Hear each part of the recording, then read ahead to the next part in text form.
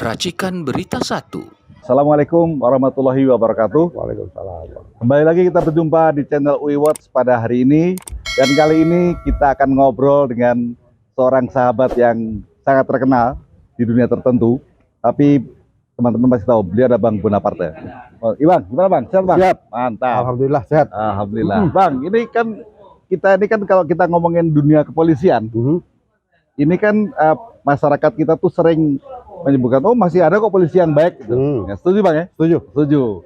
Nah sekarang kalau saya sebutkan ada polisi tidur, ada Pak Hugeng, Ya. abang yang mana nih?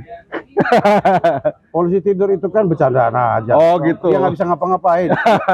Bisanya dilindas mobil aja. Ya. Iya. Dia tidur nggak bereaksi. Apakah seperti itu polisi yang kita harapkan? Tentu tidak. Nah Begitu. itu. Yang polisi mana lagi yang bagus Pak? Nah itu dia. Kalau Pak Hugeng itu kan dulu sebagai Kapolri yang terkenal sederhana, jujur dan sebagainya. Memang. Kira-kira mungkin nggak Bang zaman sekarang masih ada Pak Hugeng yang lain? Kita harus optimis bahwa itu mungkin terjadi dengan cara cerdas memilih orang yang tepat. Amin, Masya Allah, luar biasa ini. Ini baru. Nah Bang, tapi fakta di lapangan sekarang ini kita tahu bahwa banyak cerita-cerita, baik fakta-fakta ya, sampai ke pengadilan segala macam, ternyata adik-adik abang itu ternyata berbuat yang tidak sesuai dengan aturan. Ya. Misalnya ada Kapolsek atau Kapolres yang terlibat dalam masalah narkoba. Ya. Lalu backing-backingan, Ya. kemudian banyak hal lain yang abang juga tahu. Kira-kira apa pendapat abang? Itu sudah transparan di hadapan mata publik, terjadi dan benar terjadi. Alasannya juga sudah dapat diperkirakan. Tetapi itu tidak lepas dari bagaimana sistem itu bekerja di internal kepolisian. Direktif pimpinan sangat diharapkan oleh jajaran berjenjang sampai ke bawah. Betul. Sehingga menjadi tolak ukur bagi anggota Kapolda, Kapolres, Kapolsek dalam menjalankan perintah dan meneruskan kepada bawahannya. Mantap. Termasuk arahan-arahan mana yang perlu diwaspadai dan tidak boleh dilakukan. Nah, kurangnya atensi arahan kemana akan bergerak ke arahnya mana, ini membuat anggota di bawah menjadi rancu dan bingung. Walaupun ada bekal bagaimana seharusnya seorang penegak hukum, pelayan pelindung pengayom masyarakat bertindak, melayani. Iya. Namun dalam case-case yang selalu berubah-ubah setiap hari, anggota juga membutuhkan arahan. Nah, saran saya atau harapan saya kepada para komandan-komandan kesatuan itu jangan malas memberikan arahan kepada bawahan. Kita paham ada manajemen 7 langkah sampai di namanya kebijakan. Nah, kebijakan ini tidak boleh menyimpang daripada ketentuan dan jati diri filosofi Polri sebagai pelayan pelindung pengayom, sebagai penjaga Kamtimas, dan sebagai penegak hukum. Memang dilema banyak sekali di lapangan, kemana harus berpihak. Jelas sekali, berpihaklah kepada yang benar menurut kata hatimu. Kita anggota Polri telah dibekali ilmu, pengetahuan, akhlak, sandarkan pada itu. Kalau menerima arahan pimpinan yang bertentangan dengan kata hati, Tolak. Jangan takut mengatakan tidak. Mantap. Apapun resikonya, karena akhirnya kebenaran akan selalu menang menghadapi perintah-perintah atau arahan-arahan yang tidak sesuai dengan ketentuan. Ini membutuhkan keberanian, nyali. Tenanglah adik-adikku. Abang sudah buktikan, walaupun juga ada dampaknya terhadap diri abang, tetapi itu adalah risiko perjuangan. Yang penting di akhir tugas kita telah melakukan satu minimal kelakuan hal yang baik. Itu lebih baik daripada kita tidak melakukan sama sekali.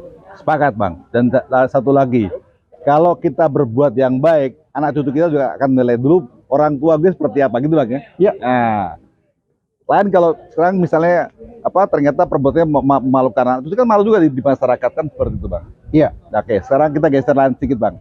ini kan sekarang ini, mohon maaf nih, banyak sekali polisi-polisi yang mendapatkan posisi di luar jalur polisi. Ini apa komentar Abang?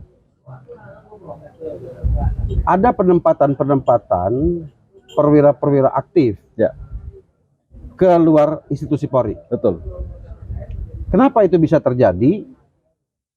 Apakah ini mirip-mirip dui fungsi ABRI zaman dulu? Ya. Bisa saja publik bertanggapan begitu. Oke. Tetapi nyatanya itu terjadi. Dan yang saya pahami itu bisa terjadi karena juga ada permintaan kebutuhan dari institusi-institusi di luar Polri itu. Betul.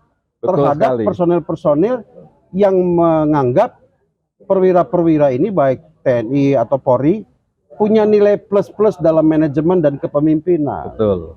Jadi dibutuhkan untuk memperbaiki, untuk menjadi dinamisator di dalam institusi-institusi di luar kepolisian tersebut. Ya. Ya, kembali kepada jati diri Polri sebagai pelayan pelindung pengayom, penjaga Kamtimas, penegak hukum, dan juga membantu giatnya roda pemerintahan. Ya. Sepanjang dibutuhkan, kenapa tidak? Oke. Kemarin Pak SBY menyampaikan informasi atau masukan atau arahan kalau bisa tentara yang aktif itu harus melepaskan pengunduran diri. Ya. Kalau polisi gimana Bang? Saya setuju. Jadi supaya tidak bingung. Yes. Nggak fokus Bang ya? Kakinya jangan ada di dua tempat. Ya. Bingung ke kiri salah, ke kanan salah. Betul, betul. Sebaiknya bagi anggota yang sudah keluar institusi, mantapkan pengabdian Anda kepada institusi di mana Anda berada. Betul. Supaya Anda lebih fokus bekerja dan tidak mudah Anda diintervensi sama institusi lama. Itu betul. Itu harusnya demikian.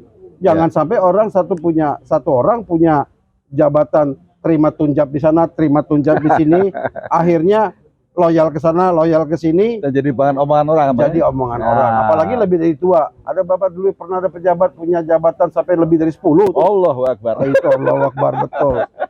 Kayak nggak ada orang lain aja. Nah, itu dia Bang. Terus luar biasa nih. Wah, ini Abang ini sebenarnya kita masih banyak bahan yang bisa obrolin, teman. Waktunya singkat. Oke, terakhir Bang. Ya. Terakhir Bang. Harapan Abang sebagai senior bagi adik-adik kita apa Bang? Ini masukan buat mereka juga buat Kapolri. Ya mohon maaf nih. Ya. Yang orang bilang kok lama banget jadi Kapolri ya Bang. Iya. Iya Bang. Buat adik-adikku polisi yang masih aktif sekarang, kita sedih mendengar berita-berita akhir-akhir ini. Ada yang betul dilakukan, ada yang hasil daripada rekayasa. Ada sedikit, tetapi dibesar-besarkan seolah-olah kita adalah kambing hitam perusak negeri. Kami, abangmu, purnawirawan, seluruhnya tidak akan pernah rela itu terjadi. Kami pingin adik-adik kami itu tetap menjadi pelindung pengayom, pelayan masyarakat yang baik, penegak hukum yang tegak di atas aturan, belalah yang benar, jangan seperti yang lagu yang kemarin sempat minta maaf itu. Sedih. Tetapi pemerintah juga mohon memperhitungkan. Gaji kami itu nggak cukup Pak buat makan sebulan Pak. Perwira tinggi aja kurang, apalagi yang Bintara bawa. Ini sorry aja, itu kebenaran yang terjadi. Fakta. Bukan berarti minta ditambah, tetapi imbangilah dengan beban kerja yang ada.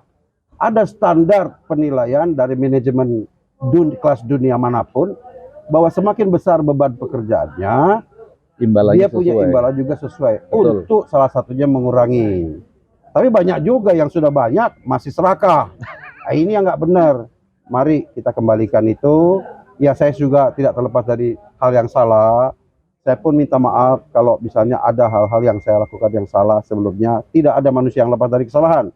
Tapi yang penting jangan pernah padam niatnya untuk berbuat kebaikan dan untuk negeri. Terima kasih. Luar biasa. Terima kasih Bang Napoleon Bonaparte yang pada hari ini menjadi tamu khusus UI Watch untuk terus memberikan masukan buat adik-adik kita yang masih aktif di kepolisian, dan beliau tadi memberikan cerita yang luar biasa, nasihat yang luar biasa. Mudah-mudahan adik-adik juga sadar bahwa beliau niatnya baik. Sama seperti kami, kita tetap mencintai polisi. Amin. Terima kasih. Assalamualaikum. Waalaikumsalam warahmatullahi wabarakatuh.